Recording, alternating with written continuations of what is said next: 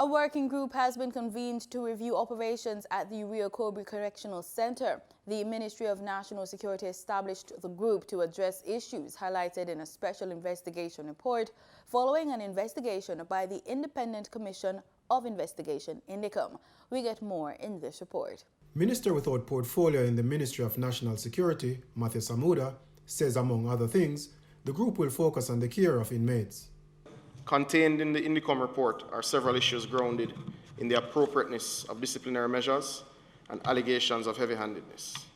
Now, though much of the report and assessment of the allegations has been deemed inconclusive, even as stated in their report by the investigators, and there have been no recommendations for criminal prosecution, we have taken the steps to invite appropriate external agencies, including the CPFSA and CISOCA, to investigate.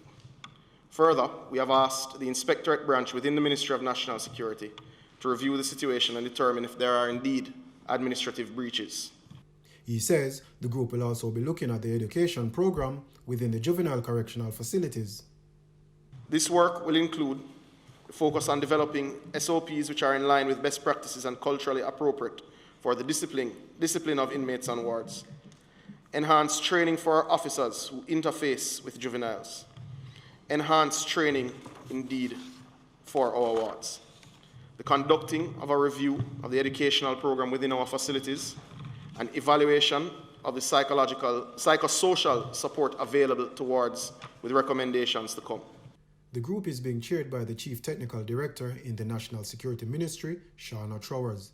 The other members are being drawn from relative government agencies such as the Center for the Investigation of Sexual Offenses and Child Abuse and the Office of the Children's Advocate, CISOCA. Representatives from UNICEF Jamaica and Jamaica Psychiatric Association and the disabled community will also be a part of the group. Mr. President, I will also be engaging the unions representing the correctional officers within the facilities that cater to juveniles to provide representation on the working group. This will not be a committee for announcement purposes. The TOR will be published, and the completion of the work will target a 90-day deadline. This group will be given 100% support from DCS and total access to our facilities to ensure that the plan, when completed, is indeed a roadmap to ensure discipline, education, and the care, physical and psychological, for our wards is appropriate and achieves the goal of rehabilitation. He was making a statement on the INDICOM Special Investigation Report during Friday's sitting of the Senate.